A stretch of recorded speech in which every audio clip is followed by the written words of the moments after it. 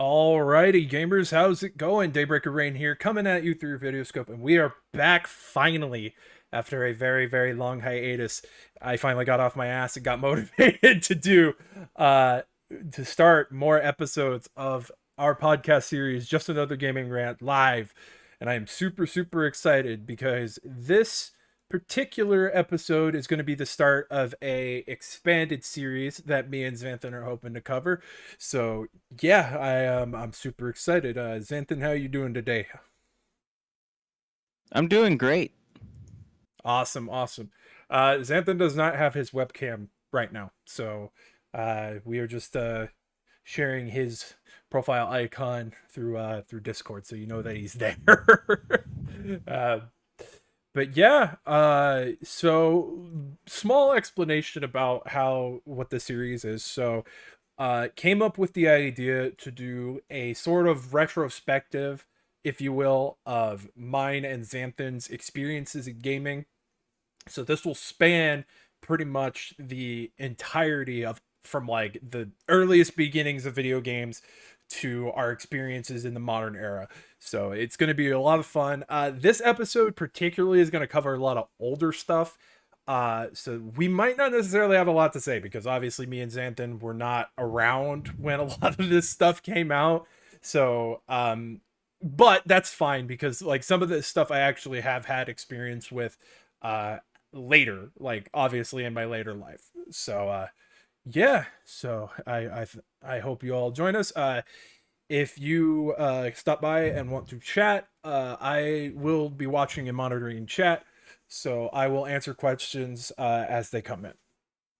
So yeah, let's go ahead and get started. So as I said, we are going to be starting in the early days with this particular episode, and we're going to start with our experiences with the early arcade. Now, doing some research on this prior to the podcast, um, there was one that I actually didn't know anything about. The Xanthan might know a little bit more because he was actually able to point it out. But there was a game in 1962, was technically the first arcade game, or at least something of semblance, because I know that there were probably earlier games than that, but a game called Space War. I personally do not have any experience with this. This was kind of new to me to find out that there was something earlier than most of the Atari stuff. So, I personally have never seen this. So, I think I know what it is. I've probably seen it once or twice in like a documentary, I'm sure. There's plenty of those going around on the internet. So, Xanthan, with you, do you have any experience with this particular game or know anything about it specifically? No, I didn't have time to look into it, unfortunately. But same as you, I've seen it in some documentaries, especially like ones that span the whole history of games. Oh yeah. And looking at it, what's interesting is it looks like it's modified from a radar screen. That's Yeah. just my initial impression of it. I have no idea if that's actually what it is. I do know that there was one called Table for Two that was like a tennis, or like I think it was called Table for Two, which was like a tennis game made out of radar equipment, which is actually just like really freaking innovative. Like that blows my Almost mind. like almost like Pong before Pong, huh? Yeah, exactly. And I think that that's just amazing to like think something like, obviously like nowadays like the meme is kind of like, can it run Doom? Like, and it's kind of crazy to think that like even back then people were like figuring out ways to like convert old equipment to be able to make something interactive out of it outside of its normal functionality.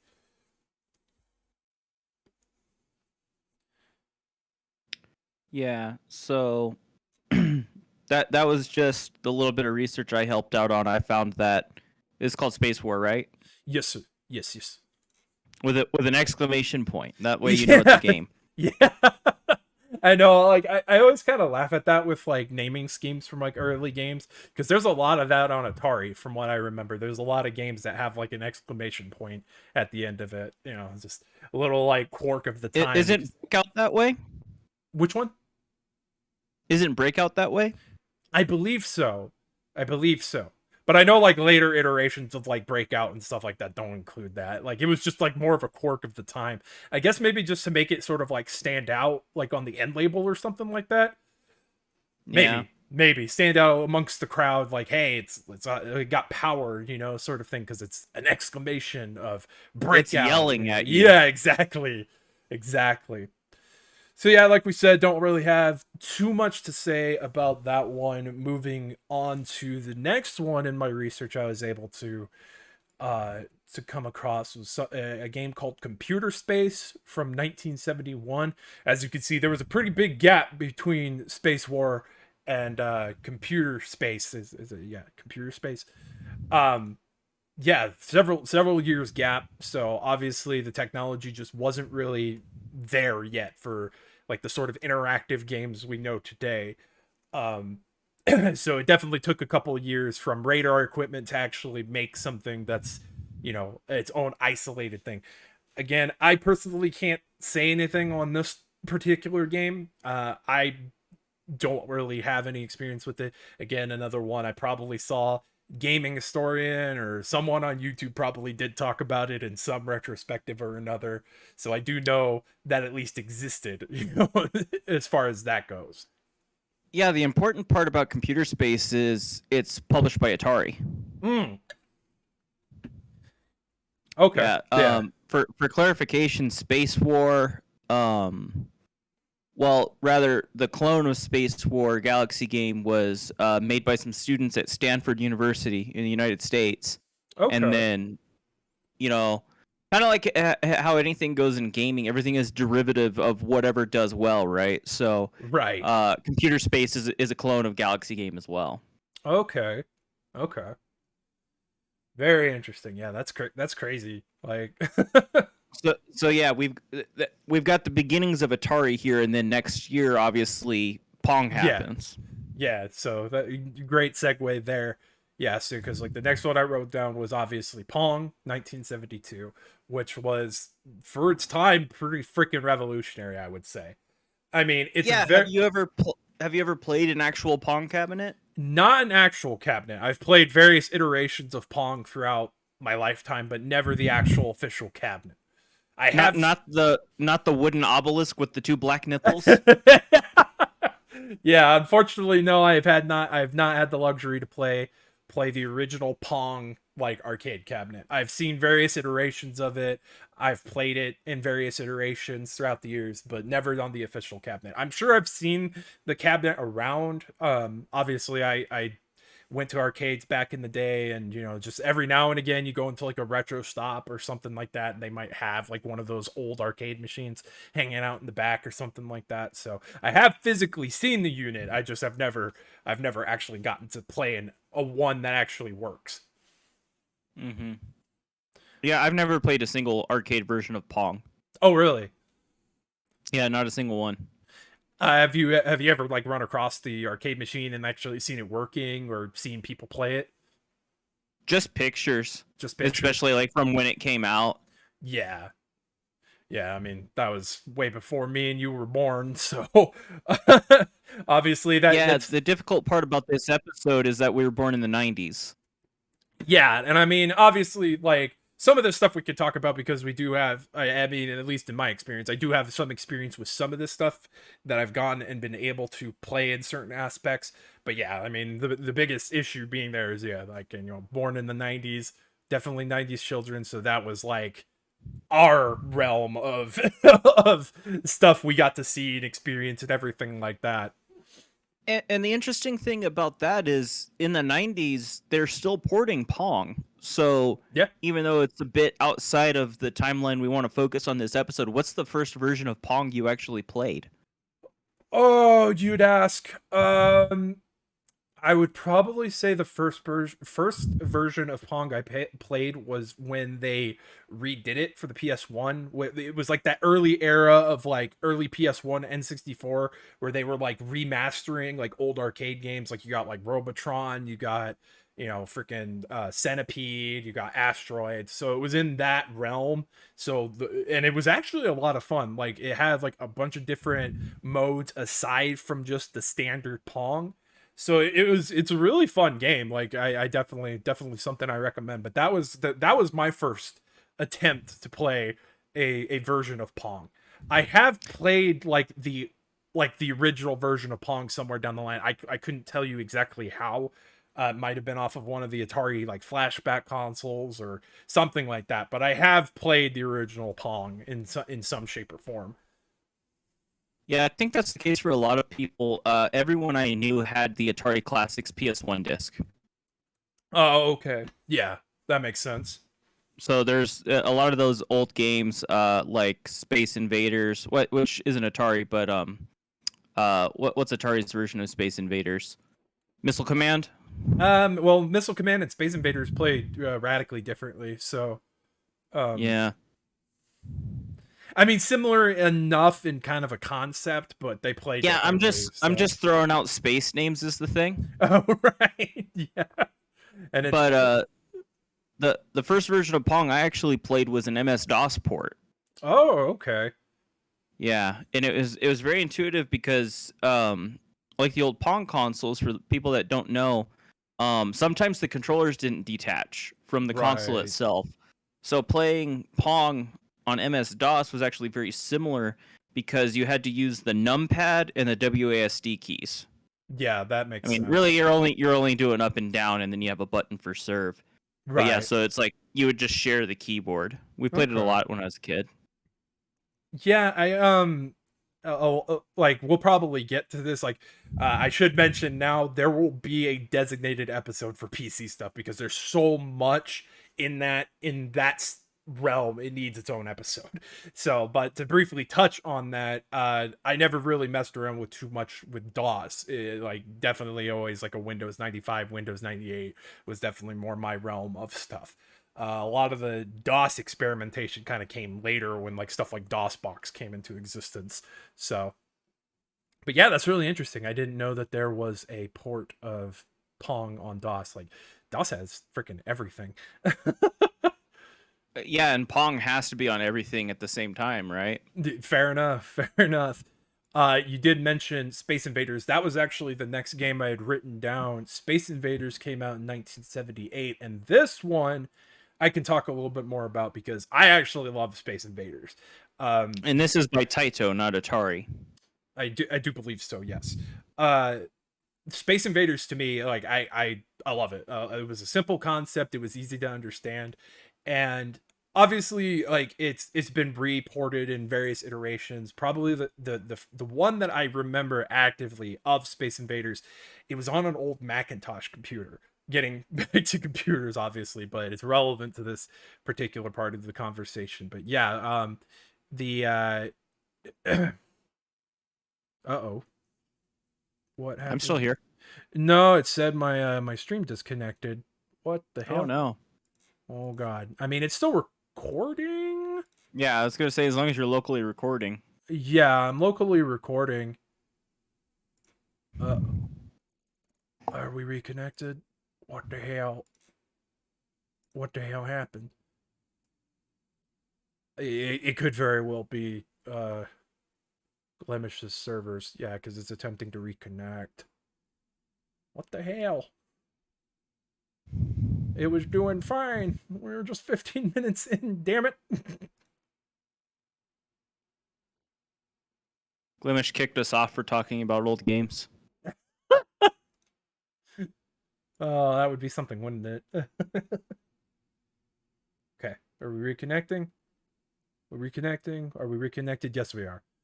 Sorry about that. If anybody was checking out, I just cut off like their mid sentence. But yeah, getting back to what I was saying, hopefully, if I could remember my train of thought.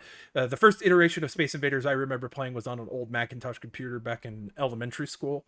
One of my teachers, like one of the teachers at the school, had like a lot of the old Macintosh computers, and that was one of the games that I played a lot on that old Mac was Space Invaders.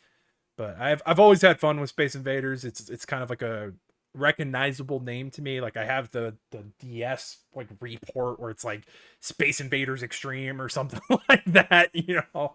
And I've played various iterations of it throughout the times. Like I think it's on one of like the PSP collections or something for like old games. So yeah, there's several ways to play it. What about you, Xanthan? Have you ever played Space Invaders or its various iterations?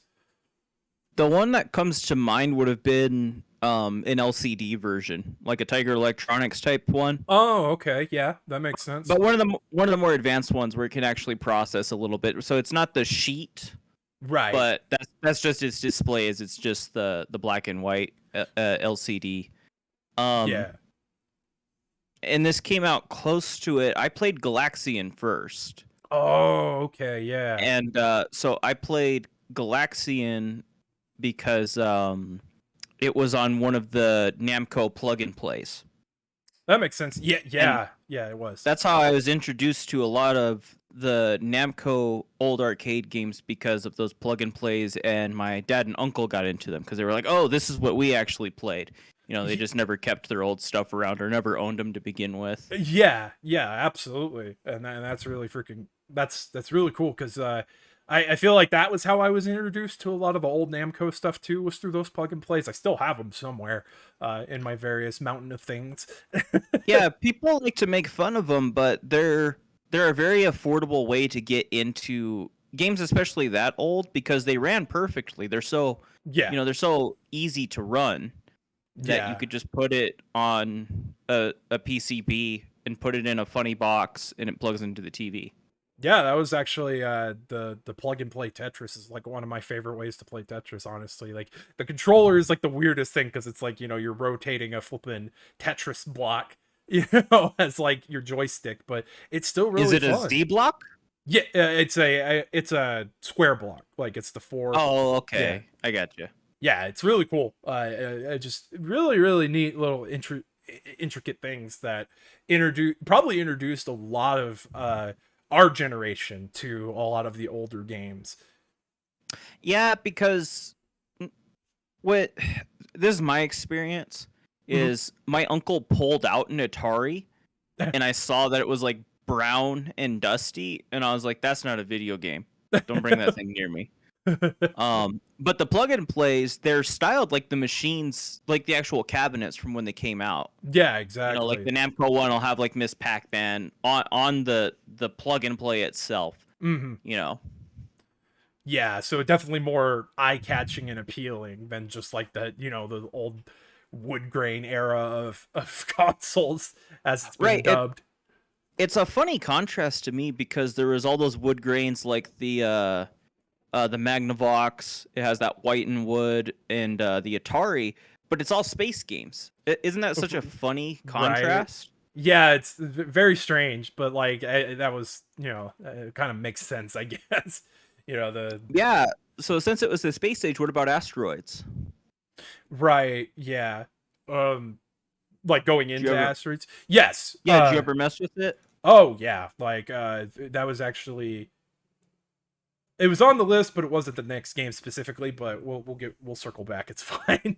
Uh Yeah. No worries. yeah, the original asteroids probably one of my favorites. Like it's actually uh, again getting to PC side of things, but the iteration that I always played was a version of it called Maelstrom, and it's Well, I the know that same. one. Yeah, it's the same concept. Like it's just, you know, you're a ship, you shoot asteroids, you know, and you just go on and on until you can't anymore. But that was the version of asteroids I always played. So when I eventually did play like the original asteroids and its various iterations, like it was super familiar, so it wasn't like I wasn't put off by like the vector graphics or anything like that of it. Like I was just like, oh, I know how to play this is, you know, this is that same game, just, you know, with a little bit more bleeps and bloops than actual voiced, you know, character dialogue and stuff like that. Yeah, that's another one of those ones where it's like, okay, we got to make a million clones of these, and not even that Atari did that to themselves, but just Hmm. everybody was like, you got to make an Asteroids clone. Because like I've never actually played an official version of Asteroids. I've played Oh, it okay. because it always ends up as like a weird mini game in some other game, right? They're like, oh, Right. haha, this is our Easter egg that we've got asteroids. So I've only Right. played it by proxy. Okay. Yeah.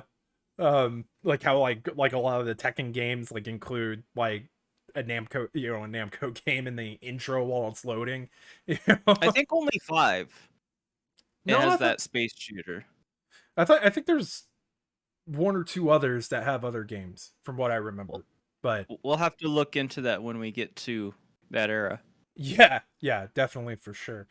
But yeah, I don't remember like exactly the first time I played the original Asteroids.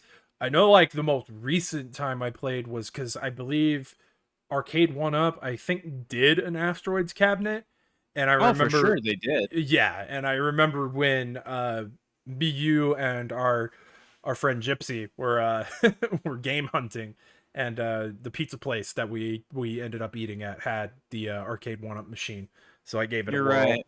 Yeah, yeah, it was a lot of fun, but super simple game to pick up and play. It's not like one of those weird things where you're gonna like trip out playing it. And I think even like the older versions of it would still have appeal even in like the modern era, Mm-hmm. especially if it's like one of those arcade one up cabs. Then it's like little kids and stuff like that are gonna immediately pick up. Oh, that's a video game.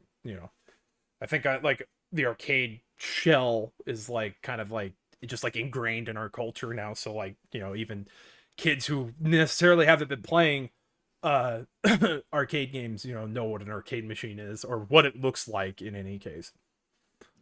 Yeah. What's funny about that is, all the arcade one-up machines are scaled down. Yeah. So it kind of makes me think about there were so many people I met that played Mhm. Guitar Hero, and you'd hand them a real guitar and they would just freak out because it was so big and heavy compared to the Right. controller. Yeah, So that I makes a lot wonder of what sense. a kid would react to seeing a full-size cabinet. That would definitely be interesting. Yeah. I would be curious to see.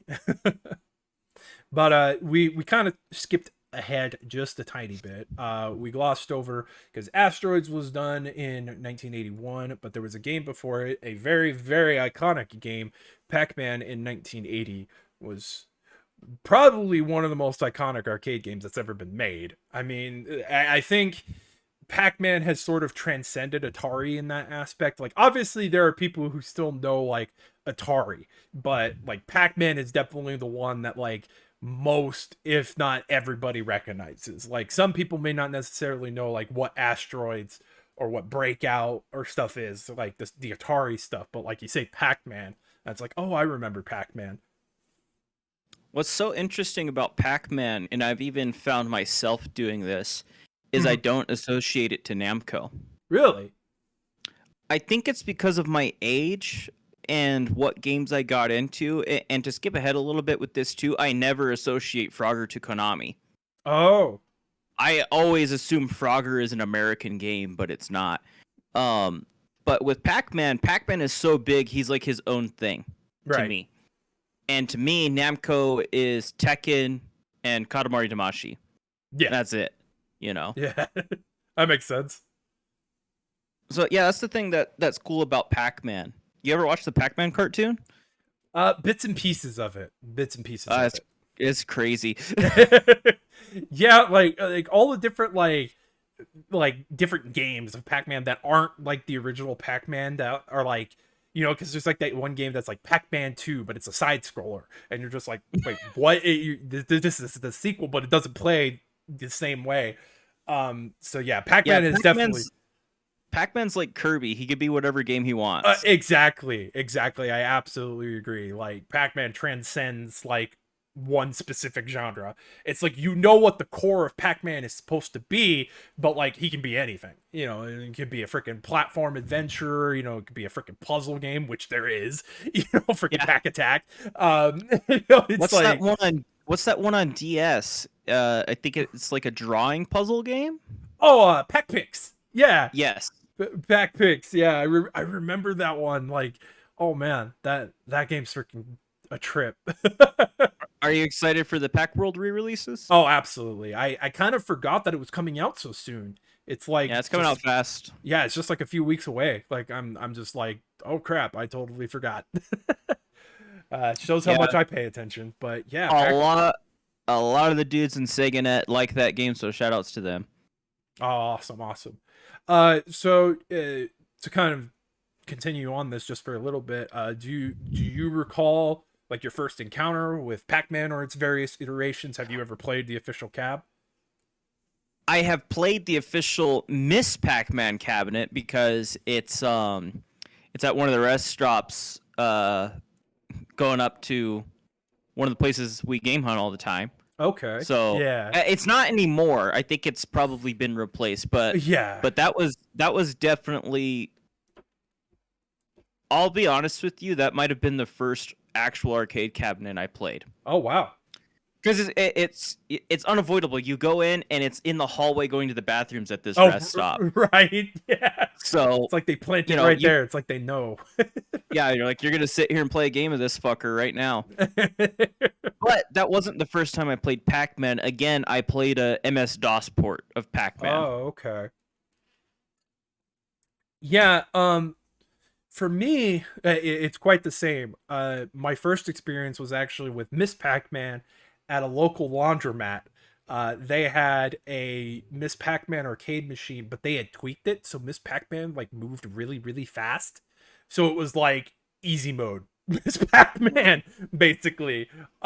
Which was really, really funny. But yeah, that was I remember just even watching like the demo screen was just kind of like a treat, like going to that laundromat. Like it just made the experience like just a little bit more memorable because like a laundromat doesn't sound like the most exciting place for a kid, but when they've got like their own little like arcade section over there in the back corner, it made it just that little bit more less mundane.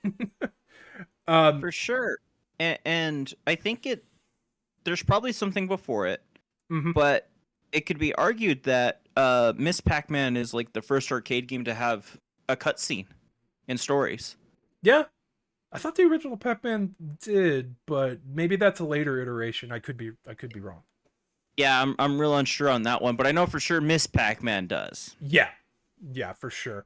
Um so speaking of like weird Pac-Man ports, and this to the viewers, the people who watch this and they get to this point, I have a task for you. I have been looking for a clone of Pac-Man for a very long time that I played back in elementary school. And it was on like an old Windows. It was either an old Windows or an old Macintosh because, the area that I grew up in like had all those like I forget specifically what the name of the Macintosh is, but it's the one that has like the translucent shell and they're different colors. Um there's this version of Pac-Man that I played that was on this computer, and the reason I remember it is because every time you grab the power pellet, it would go, "Wow, I feel good."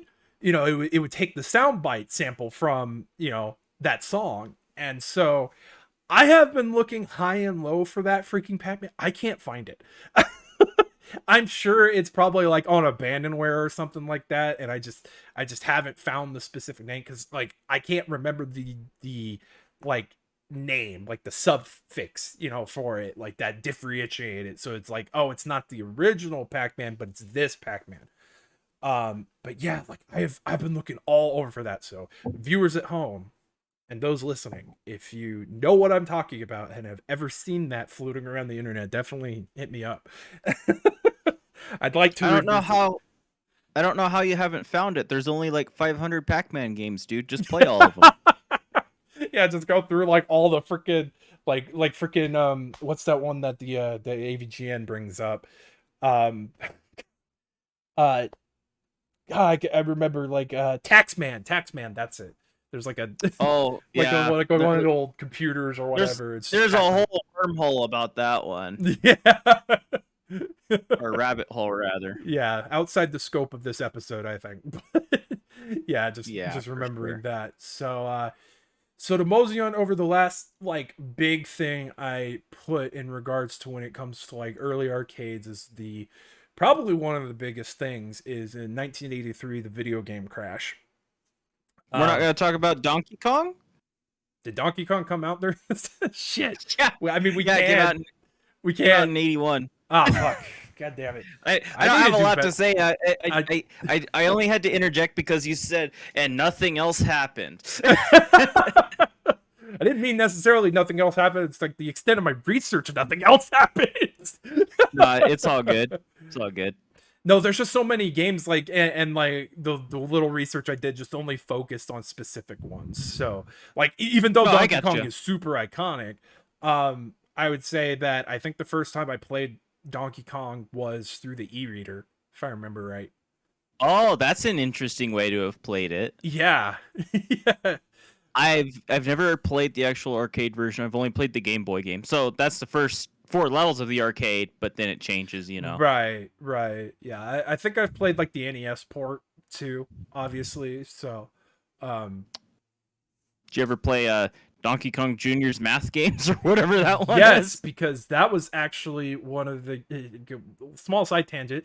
That was actually one of the games that was available as a piece of furniture that you could actually interact with and play the game in the original Animal Crossing for the GameCube. Yep, those are really Yeah, cool. yeah, that was again side tangent. Really neat thing that I wish Nintendo would have revisited in future iterations of Animal Crossing. Yeah. Love that freaking that was so cool. But yeah, so the video game crash of '83. Um, I don't like obviously again this was before our time, so I don't really have much to say. I didn't get to actually live through that. Um, it's really interesting how quickly it bounced back because it just a couple years later the NES and that whole saga starts. But from what I was able to understand, obviously like the big one that everybody obviously knows is like freaking Atari, like freaking the ET fiasco and everything like that. They freaking made way too many copies, freaking all that nonsense. Which shout outs to the people who actually dug out in the freaking New Mexico desert and found out that that's where they buried them. Who would have fucking thought that an urban legend was actually legit? you know. Yeah, I mean the thing is that is funny about that story is it's not just ET's fault. Right. The market is oversaturated. Yeah. ET's just the camel that the straw that broke the camel's back. Yeah. The market was just heavily saturated and obviously it just couldn't keep up. So Yeah, so to put out one bad game, especially in the wake of a super successful movie, yeah. I'm glad that the industry isn't fragile enough to have that happen again. Yeah. You know, Yeah, especially with some definitely. of the ridiculously like bad releases we have had in these years. It's like, okay, at least all video games didn't go away. Very true. Very true. Where we're kind of lucky that it sort of stabilized itself enough that even with bad releases, it's not the end of the world for what we know and love. So Yeah, and back then it's a it's funny to look at it from the future because in Japan there was literally no risk of that happening at all. mhm. In Japan it was always just going up because you had Nintendo and Sega putting out stuff. Um they had Atari over there as well, Mhm. but for Japan, their market wasn't oversaturated and they just kept building it up, making it better. Yeah. Not to not I do have a big preference for Japanese companies and stuff like that, and Right, obviously. that's not the angle I'm trying to go with that. I Yeah. just the point I'm trying to make is that if we had the internet back then, I don't think it would have happened because people would know that other games exist. That's very true. It's very You got to true. think about how Nintendo had almost no market presence over here before the NES. Right. Yeah, So yeah, that's just like my hindsight uh on it. That's really interesting. yeah, because the way that things went around back then, I mean, it was really just word of mouth, and if you read it in a magazine, so it's like information didn't travel as quickly as it does. Like now, it's almost instantaneous. So, it's definitely Yeah, interesting. and it's like what gaming magazines even existed in the 80s? There might not have been one, not until Nintendo Power came out. Yeah, maybe not. I I don't did. think there would have been an electronic monthly or anything. Yeah, I would definitely. That would be something I'd have to research because I didn't research it for this. A quick little search. Let's Mhm. see here. Oh my gosh, they're not in chronological order. Why? Of course not. Why would they be? I'm finding one here from 1981 from the UK called Computer and Video Games. Okay. And then there's Computer Gaming World. I've heard of that one. I think I've heard of that one too. That one does sound familiar. CU Amiga from 83. Okay. Yeah, there's some old stuff on here, but even when there's magazines, it's like you got to find out the thing exists first. Yeah, that's very, very true. So, yeah, crazy stuff. Yeah, what a shift in dynamic, thinking of like how it was back then to how it is now. It's really, really crazy. And that's definitely part of what stabilizes it because, for me, it's like if I don't like new games that are coming out that year, I'm like, okay, time to play old games. Yeah, exactly. And so we're lucky to live at this point where gaming is still extremely young, but it has some history on it. Yeah, absolutely. All right, so I think that covers early arcade. Obviously, I think me and Xanthan will definitely have a lot more to talk about in the later years of arcade games and the like. Obviously, a lot of this stuff was before our time, as I said before. But we will move on because we have to obviously talk about Atari and its two consoles that came out around this time. So the 2600, the most iconic of the Atari line, was released in 1977. And my first interactions, the first time I actually saw a physical unit, my brother, actually his uncle had one. And he showed it to me one time when I went over to hang out with him. So it was pretty cool. I didn't actually get to play it. Obviously, like, the early systems are kind of a pain in the ass to even like get to work on a modern TV. Well, at the time, in any case, like this was several years ago. But I want to see you hook a Atari up to your RetroTink. I probably could. That's something I'd have to look into. Thinking about it, there might be a way to do it. I'm sure. Like, there's those crazy people who like freaking like a side tangent again. There's those crazy people who will like go through like 8 different devices to hook a freaking PS5 up to a freaking a space helmet CRT from the 70s. So it's like I am sure it's entirely possible to freaking hook a freaking Atari to a RetroTink 2X Pro. But that would be, of course, me finding one and then actually having games to play on it, which I don't. Did you never have an Atari? I thought you did. The Atari model I had briefly, I didn't have a power adapter for. Gotcha. And it was the last of the numbered line. It was the 7800, which that actually came out like around the time that like the I believe the Super Nintendo and stuff came out. So I was thinking we would touch on that in a later episode. Yeah, it plays 2600 games, right? Yes, I believe it was backwards compatible with just the 2600. I don't think it was backwards compatible with the 5200 games. Gotcha. But to like kind of add on to that, obviously there are many different ways that you can play Atari games now. I think there was a freaking Atari emulator for PSP homebrew. The Evercade has collections for Atari, so you can play various iterations of different Atari games on the Evercade. And some of them surprisingly, like I kind of agree with the Angry Video Game Nerd on this.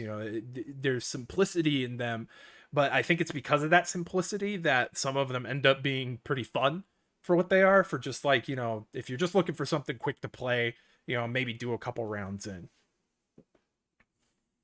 Yeah, that's definitely like the appeal of even Pong. Yeah, Absolutely. So, Yeah. with you, like, did you have any experience with the 2600 growing up, or have a friend who had one, or anything like that? I actually have a really, really sad story about the Atari 2600 that I feel compelled to share. Oh, geez. Okay, Um, the but I floor is wanted to yours. interject that the best way you could play Atari games is you could buy their new console, the Atari The VCS. I almost said VCS. VHS. Did that thing even come out? I haven't been It came keeping out. up. It came out last year. Oh, it did. I haven't even been, like, I haven't Yeah. kept up with that at all. I just wanted to make a joke. Right. It Yeah. No. plays 7,800 games, Oh so boy. yeah. So does my Evercade. So does my phone. Yeah. Yeah.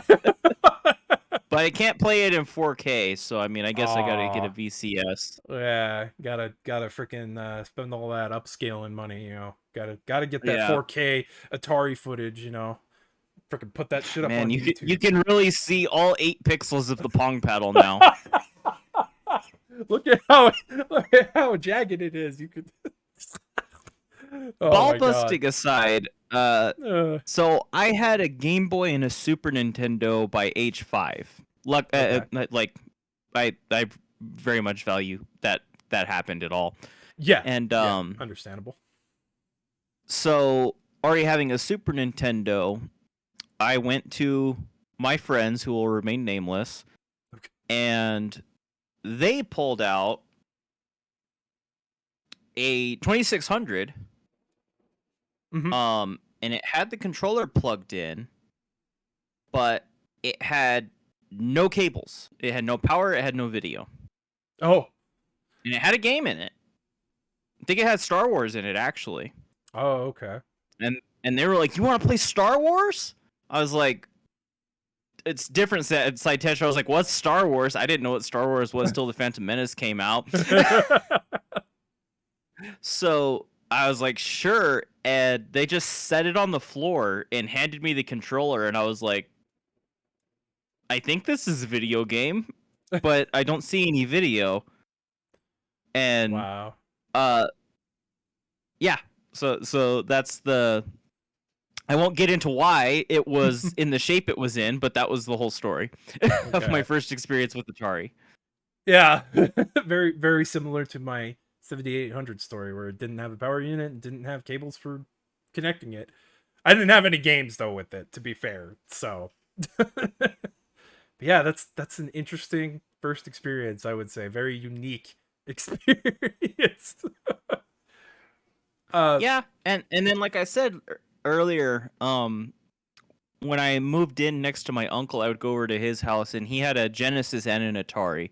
mhm. And he broke out the Genesis first, and then yeah, he tried to be like, "You want to play the Atari?" And nah. Right. So as far as actually playing one for real, though, I have played my brother's. Okay. Yeah, of course he has one. Just just messed around with it. He really loves it.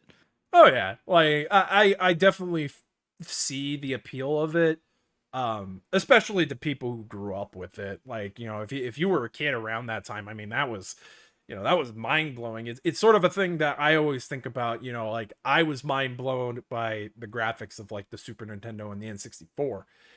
Like, kids have no idea, like, just how crazy, like how far graphics have come, and to like see the dramatic differences that people grew up with, and just like saw the progression of tiny lines on a screen, and a ball that is square instead of circular, to now, like, it looks like freaking real people. You're controlling real people on the screen.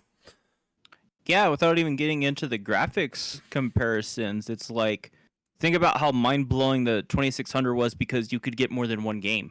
Yeah. And it wasn't bullshit like I hit this button and changed the color, now we're playing hockey. Right. On one of the Pong consoles you would have these dip switches, and usually it would maybe like you would get handball and it would just like take the other paddle away. It was all very rudimentary. Yeah, exactly. Yeah. Crazy time around then. But yeah, like, interchangeable cartridges and actual different games, that had to be just like, you know that Yeah, was just even if they're not familiarity to me, when I grew up, because it was like, oh, Super Nintendo, oh, N64 does the same thing. right, and it seems so similar to owning VHS tapes. You're like, oh, all these things do different things. Like when you're a kid, you understand that when that concept is at the base level, you're like, okay, I get this tape, this movie happens. I get this game, this happens. Yeah, But those were very close together actually for the Atari coming out, home video and multiple, well, interchangeable cartridges. yeah, And that had to be such a big deal, even with them not being arcade perfect. The fact that you could get all the games that were in the arcade yeah, and be like, hey, just come over to my house, like you were yeah. the man. Yeah, absolutely. Like they may not have been like, yeah, like you said, like arcade perfect ports, but I mean, just the convenience of having it at your house. You didn't have to go to the arcade and spend a bunch of coins and stuff to keep putting credits in. It was just like, hey, just flip a switch. You know. And likely you wouldn't get shot either. But it was the 70s, so Okay. But since we mentioned the 2600, obviously we have to talk just very briefly about the 5200, which came out in 1982, prior to the video game crash. I'm gonna say this now, and I probably should have said it before. There's gonna be a lot of references, at least for me. I don't know if Xanthan will, but for me, I will talk a lot about how like I've experienced some of these things through the Angry Video Game Nerd. The Angry Video Game Nerd definitely introduced me to a lot of the gaming world that I just wasn't really familiar with. So the very first time I ever saw the 5200 was his, review of it. I've never actually seen one in person. Um, Maybe I might have, and it's just slipping my mind. But when it comes to actually having any hands-on, trying one out, I've never seen one working, never seen a place display one. If anybody's got a video game display like in their shop, or they're at a convention or something like that, it's usually like, oh hey, here, come play the NES, play Super Mario Bros on a CRT, or oh hey, play a round of freaking something modern, like on like the PlayStation or something. It's never, hey, check out this Atari 5200. yeah, you'll get more Virtual Boys. They'll be like, look at this fucking eyeball with legs. Yeah, check out the freaking port of Hyper Fighting, and freaking, hey, look, I have the only link cable in existence. Oh my god. I mean, that is so crazy to me that actually became a thing, but that's a freaking story for another day. But yeah, like, just don't really see Atari get the love, So I have seen a 5200 in real life. Really? Have you ever met like any pro wrestlers? Not in person, no. I have not. Or like a basketball player or something like that? No, actually, unfortunately not. So the same way when you meet a professional athlete and you realize how fucking huge they are, that's what it's like seeing a 5200.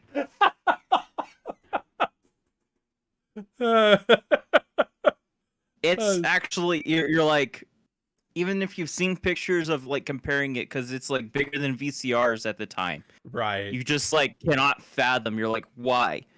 What does it do?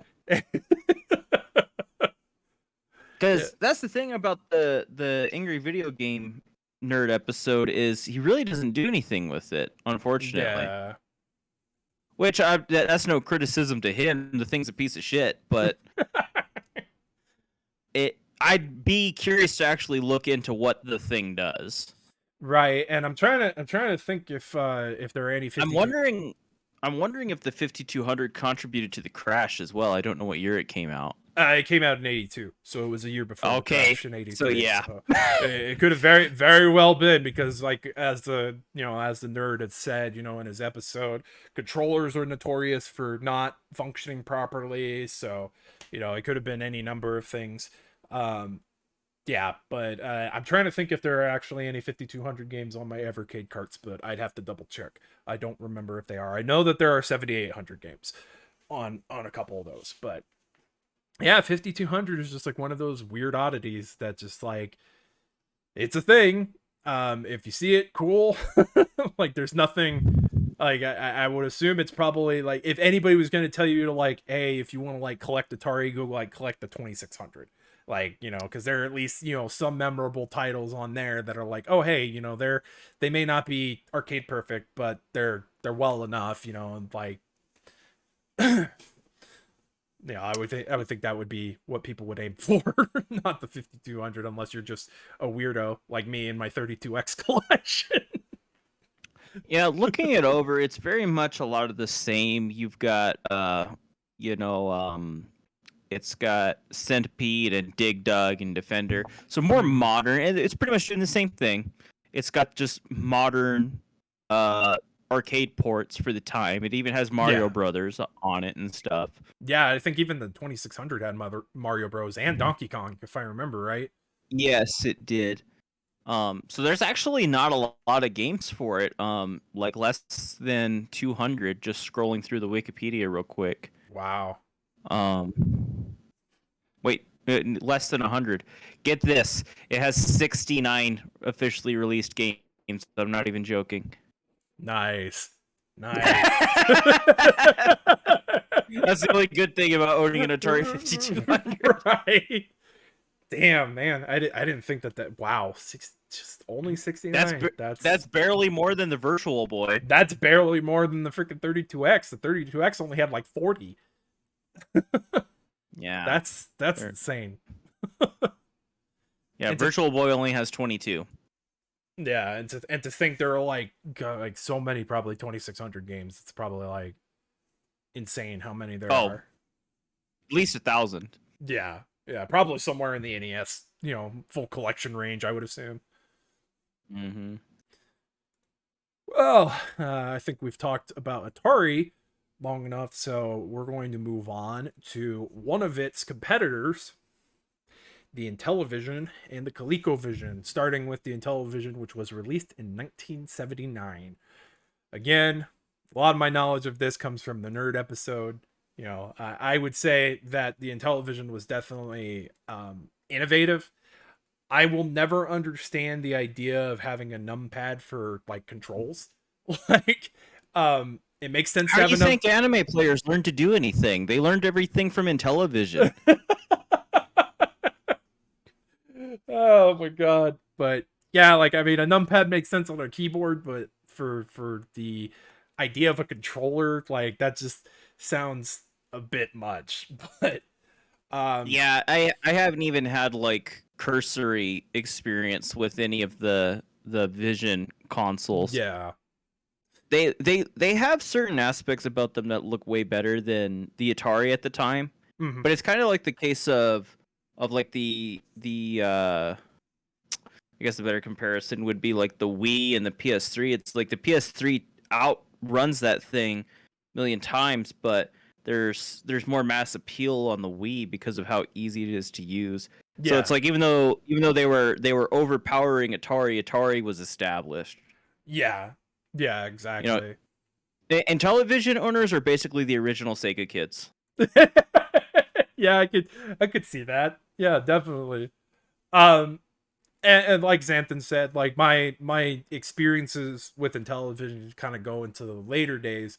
There was obviously a collection of Intellivision game in the compilation Intellivision Lives for the PlayStation 2, original Xbox, and I believe it was released on GameCube. And that was like my first experience with Intellivision. And let me tell you, Snafu is really, really fun. Like that's the only game I ever hear people talk about. Like that game is like stupidly fun for no reason. Like get a couple buddies together to play 4-player. Oh my god, you're set for like, a night. But it's just really interesting that like I've never seen, like, out of all the like weird obscure systems, that is definitely one of them that I've never seen. I've never seen Intellivision. I've never seen ColecoVision. I don't know if it's maybe like a regional thing where like there are probably more units in specific parts of our country, but like I just don't see those things out in the wild. Did the ColecoVision come second? Yes, ColecoVision came second, and that was released in 1982. So again, right before the crash of '83. Okay, I've seen a ColecoVision at one of the stores we hunt at. Okay. Well, the dead one, unfortunately. Oh. Probably because they had a ColecoVision. But, Rest in yeah. peace. They just had a wall of consoles for a time, and they had almost one of everything. It was pretty. I mean, they were all for sale. It wasn't display. Yeah. So I thought that was pretty interesting. Yeah. Yeah, it's just like one of those weird systems. Like I don't know if it's just like upkeep on those things. Like I don't even see cartridges for the things going around. No, Like you'll always find Atari cartridges oh yeah, everywhere. yeah, absolutely. Freaking anywhere you go, freaking you could go to a freaking thrift store in like the freaking dead of nowhere where it's a city of like population of like 100 and you'd probably find freaking Atari cartridges. You know? Yeah. But you're not gonna find Intellivision or ColecoVision.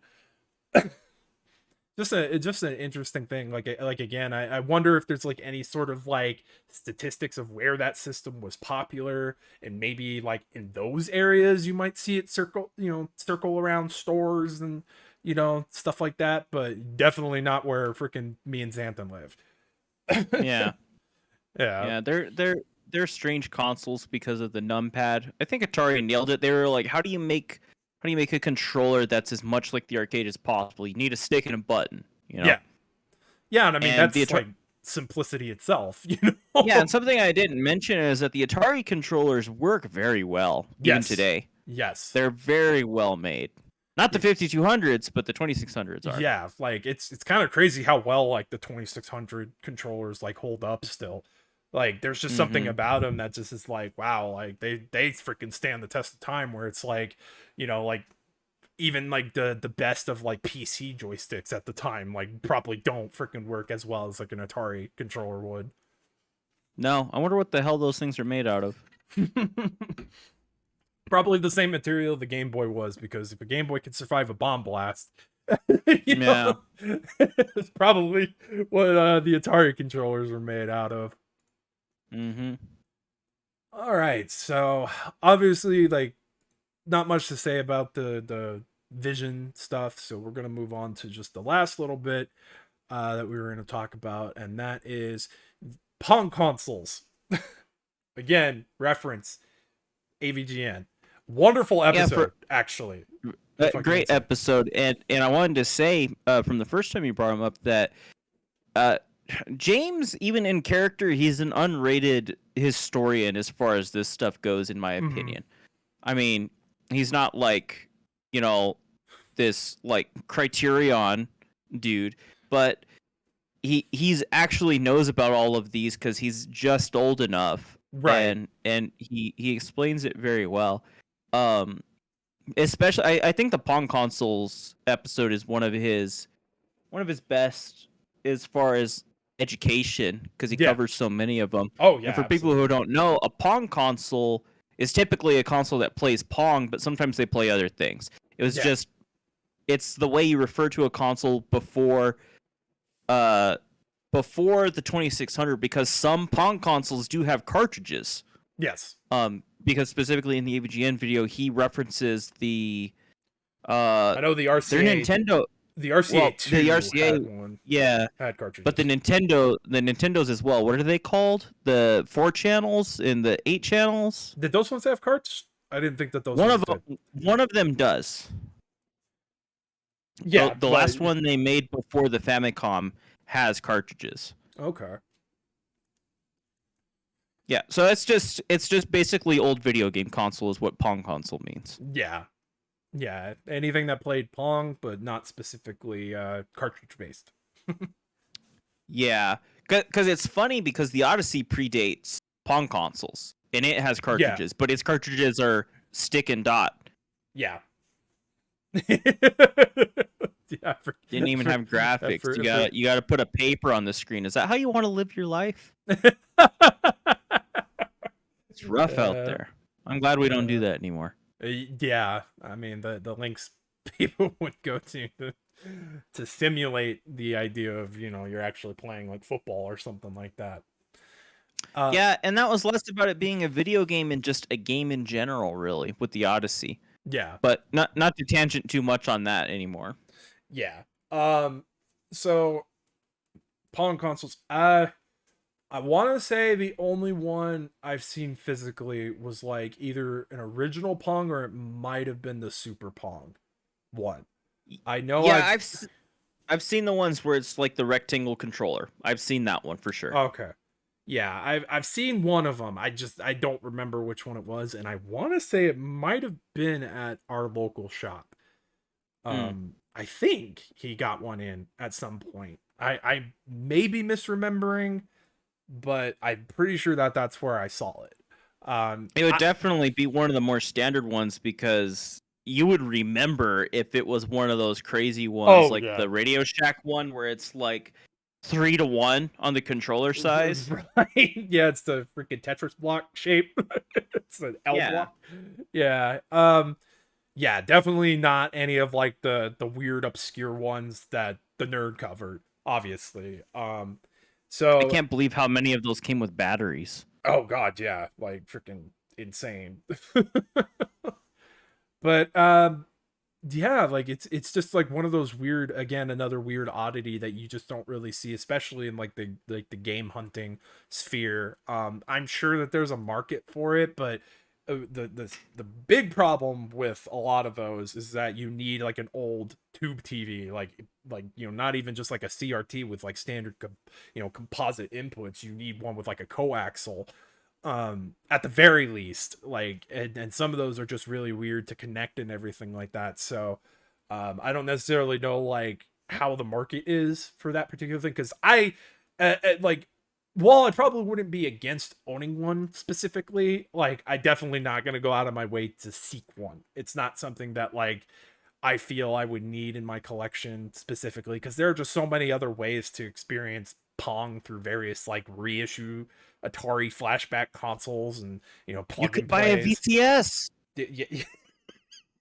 Are you pay? Did you come in here as a paid Atari sponsor there, Xanthan? Is that what you're getting at with the VCS drops? Yes, and I'm not sharing. Atari sent a freaking Atari knew we were going to talk about old stuff and primarily talk about them, so they were like, "Hey, we'll slip you this check if you just keep dropping about the VCS." Oh my god, I actually small tangent. I do want to look into that just to see what people are saying about it, because I've heard fuck all about it.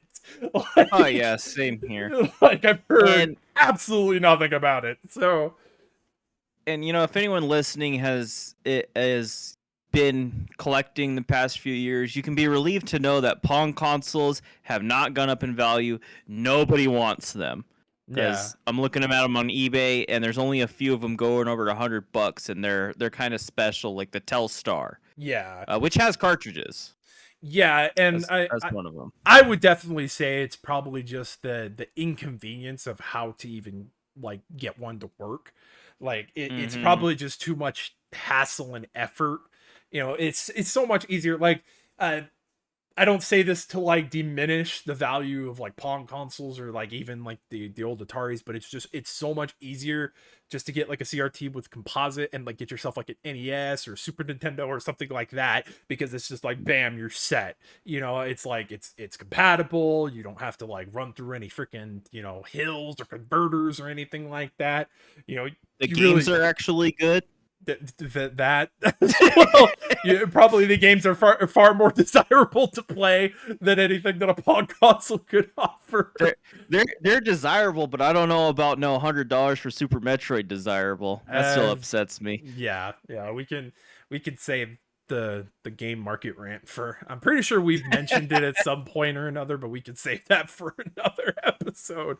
That could just be like its Yeah. own episode, just talking about it. Well, I do have an episode planned for something, so like we may even be able to bring it up then. But I yeah, think it'll tie into the one you're talking about. yeah. Um, but yeah, it's kind of interesting. I would definitely like to know the guy, like obviously like the first person who comes to mind that I know that has a ton of those things is the nerd. So I would love to like, even like if I got to meet him at like a con or something like that, just kind of talk to him about that and just like, did you get all those just for the episode, or were you collecting them specifically? I Because think he said a lot were donated. a lot were donated. Okay. A lot Um, of his collection is oh donated, yeah, is the thing. yeah, which is freaking insane.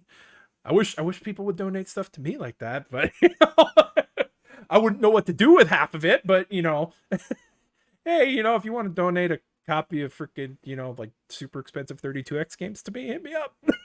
You know? Yeah, totally. I'll take your Spider-Man Web of Fire. That's $500, $600 I don't have If to spend. somebody gave that to you for free, I'd be concerned about what's going to happen to you. Like that thing Oh, has to be cursed, right? yeah. Yeah, somebody would probably bug it and freaking, like find out where I live and shit. The ring girl's gonna come out of the TV wearing Spider-Man's mask. Is like what's gonna happen. She was already trying to come out of my freaking computer monitor, and I was about to tell her to fuck off. Like, we'll bang later. My God, we've derailed, but that's fine. That's typical. But we don't script these things. We're just talking. Like My closing thought on Pong consoles is, can they retroactively be labeled as plug and plays? It's a good question. I mean, they were like, in a sense, they kind of were, because I think they qualify as a console still because they require a separate power source. The plug and plays are battery operated, but so are Right. certain Pong consoles. Yeah, so I would definitely say I think that there would be a mark, like a reasonable assertion that they could be marked as early plug and plays.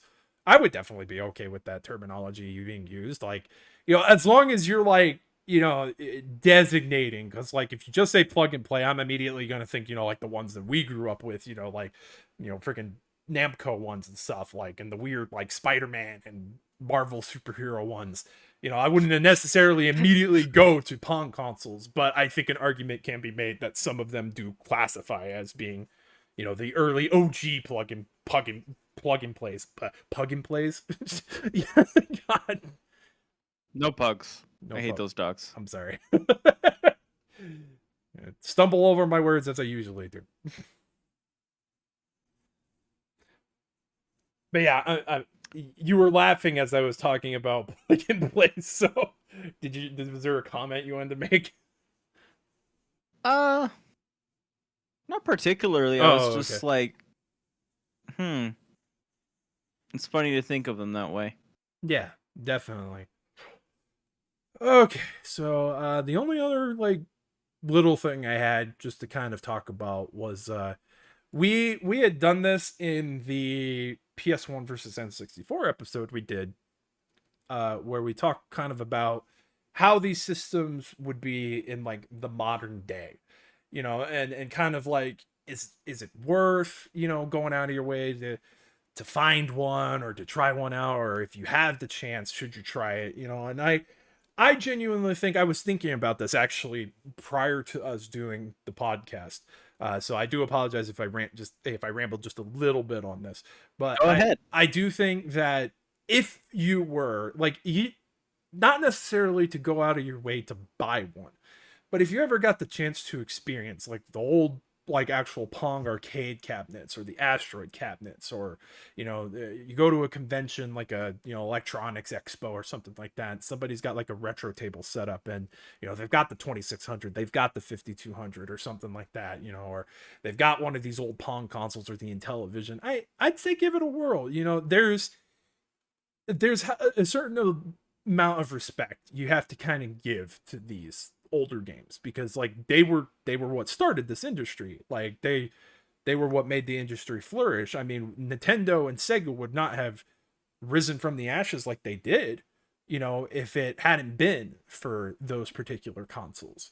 And I mean, I'm not saying like, I'm not thanking them, or like, like being like, oh, I'm so glad Atari crashed the market, or anything like that. But it definitely is what brought to light a lot of the systems we know and love today. So you may not enjoy what you play, obviously. I would hope that like, if you experience this like, at like a convention or something, like they have like the more staple stuff, like the Centipede, Asteroids, or something like that, something that you would at least be familiar with, maybe like secondhand. But give it a whirl, try it out. And if you're feeling really froggy, the Evercade handheld unit, the Evercade console unit, it's got a couple of collections of those old games. So if you're feeling like you want to try them out on a modern system, that's a good way to do it too. I think that there needs to just be a little bit of homage and respect paid to those games, because of just like, we see where the industry is now, and like just looking how far back ago the industry was, like just 40 something years ago, and like it's insane the progress that we've made, and like just seeing the evolution of this medium that we all love so much. I really like what you mentioned as far as respect, because Mm-hmm. I think everyone should try them at least once. If you're a genuine video game fan, whether you're a hardcore collector or you're just some kid that plays Fortnite, it's important to have that perspective of like, okay, the reason I'm here and able to play this is because of these old arcade cabinets and these old consoles. Yeah. Yeah, like you got to experience the humblest of beginnings. The like, even just like I think the gaming historian did several documentaries on like Atari as a company and stuff like that. These people just were like, they were exactly like, how me and Xanthan are, how you watching are, if you're into video games, they had a passion, they had a driving force that brought these things to life. And so it's just a nice little like nod. Like, again, don't have to go out of your way to have the freaking whole Atari 2600 collection. You don't have to go out of your way to, buy the several different models of the 5200 and the freaking 69 games, even though that is like the best number a freaking video game collection could possibly have. Um, it's, I'm not saying you have to go that far, but if you get a chance, if you get an opportunity, try it out. And who knows, you might even, you might even become like me and freaking, gain a little bit of like an itch to be like, oh man, you know what? Maybe I might want to, buy something that I can play those games on, And again, there's plenty of modern alternatives. Evercade, not a paid sponsor, uh, but Evercade is a great way to do that. Apparently the Atari VCS is a thing. If I did more research into it, I could probably say more about it, but I really can't. Go to AtariVCS.com right now, buy it. But yeah, and I'm gonna get a check because it's gonna be the first Atari VCS that gets sold ever. I'm sure I'm gonna make 80% commission on that bitch. I'm sure there were like freaking people who like kickstarted, like help kickstart that shit. I'll one tangent about that. I'm pretty sure everybody that has bought that thing has just jailbroken it and is using it like a Raspberry Pi. I'm just sure with like Atari, with the Atari's built-in like sure. GUI. Yeah, that would have been what the Ouya would have been good for had it not been so garbage. But there was also just one other little tidbit too, that I wanted to mention, especially when it comes to, the earliest of gaming history. As time goes on, the original hardware, fails, it degrades, it gets shuffled around, stuff like that. So if you, take the opportunities while you can, because who knows, 20, 30 years from now, there might not be any working Pong arcade machines. There might not be any working Atari 2600s, so it's just one of those things. Like it's getting to the point where it's like, hey, take that opportunity if you can. It's not, it's not the worst thing in the world. If you don't like it, you can go back to playing Fortnite, I guess. But at least you say you could, because there might be a time where those things aren't available, and aren't easy to access, like they are now. So I 100% agree. The only thing I can add is, if you're so lucky and there's so much to do there, you also have an opportunity to play these at the Video Game Museum in Texas. oh right, yeah, absolutely. So you don't have to go out of your way to go to a con, as cool as cons are. Right. Video Game Museums is a very great way to experience anything, especially there's so many people that got into video games over the pandemic, like for the first time, like as grown adults, never played a video game. Right. And so that would just be such an awesome way to be introduced to so much history. Yeah, absolutely. And I now living in the lovely state of Texas myself, I need to definitely go one of these days. Right? Like I would love to go. I think it was a plan that me, Xanthan, and Gypsy had at one point. We were like, yeah, I think we're all gonna go. So we'll have to We'll figure it out. we'll figure that out. Yeah, exactly. Well, I think that ties a nice little bow on everything. I was gonna say if there were any questions from chat, I was gonna answer them. But it's been pretty quiet today, but that's to be expected. Like the last time I did this one was on YouTube, and I know that that's a little bit easier for people to get to, and like, you know, people don't want to make a new account. But hopefully if you do follow my YouTube channel, you definitely check this out when I do upload the archive, because it was a lot of fun having this conversation. You know, obviously we couldn't offer a lot in terms of like, hey, you know, we got to experience like these really old games and stuff like that, you know. But I hope that you found our you know, our commentary insightful.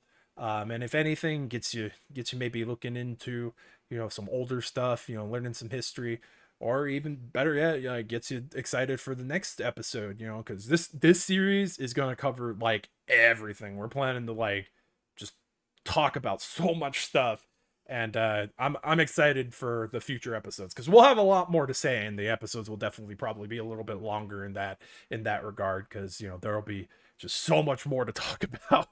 But we had to start somewhere, you know. This has to start somewhere, and I think that this is a good beginning point. And like I said, you know, it's just a little bit of nod of respect to the old consoles of, you know, the founding fathers of our freaking video game industry. Do you think the PS6 will come out before we finish this series? God, I hope not. No, I no. Well, they'll be all. It'll be like our anime. Like we'll freaking the PS8 will be out by the time. Oh my gosh. Oh jeez. Yeah, one of us will start working night shifts and just never do anything. Oh no. Oh no. Oh, But Gypsy. but we love you, thanks buddy. We love you, buddy. thanks for streaming it, bro. It's always fun to chat about video games. Especially when I don't come in with my anti-N64 agenda. That last one, I was on a mission. I was like, I gotta tell everyone why this console sucks. Well, it's not just you. Trust me, I've heard it from freaking everyone. Like I know my good buddy Avalanche Jared has had a number of things to say about the N64. So Just never forget, if somebody is super negative about the N64, this is the one thing that is in common with all of us. We didn't have friends. I had friends. Shut up. Yes, but I hate the N64. Well, obviously. That's what I'm saying. Is the thing that's in common with people who hate the N64, they don't have friends. They didn't have friends growing up. They played RPGs on PS1 in their basement alone, like me. I'm sorry. Oh man. But yeah, looking forward to the next one. Yeah, definitely. It's going to be a lot of fun. I hope you guys have a lot of fun too. And hopefully if I can actually get more consistently streaming, people will know that this is a thing that's going on. But just another little thing on that too, we are going to do other episodes that are not just about our experiences in gaming. I have several episodes planned about just various video games topics, so they are episodes in the future. If maybe we can get other people on, be happy to have a couple more seats just to, you know, make the discussion a little bit more fruitful, I guess. You know, it's got more people, so more different perspectives, you know, because everybody, I think I've said this once before, everybody's got a story, especially when it comes to video games. Like, you know, everybody's got that one story, you know. So it's just like, you know, like Xanthan's, where he played an Atari 2600 that was not plugged in. Sad times. But hey, my 7800 couldn't plug in either, so it's all good.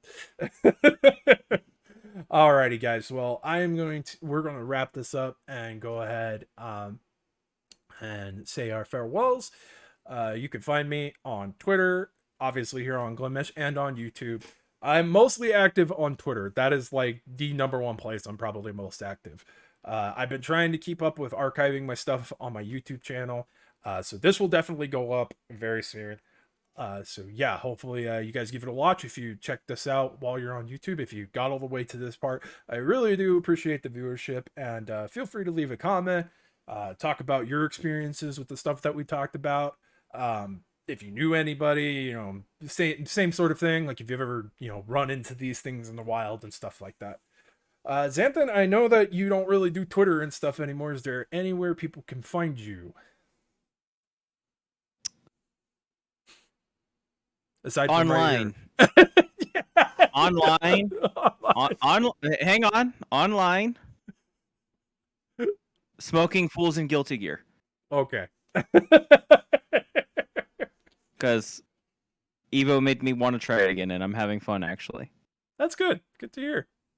Yeah. Honestly, I'm kind of getting that itch too, just to try it out. But alrighty, guys. Before we get prattling on and side tangents to get more, have a good one. Take it easy, and I will catch you guys all in the next one. Take it easy, everybody.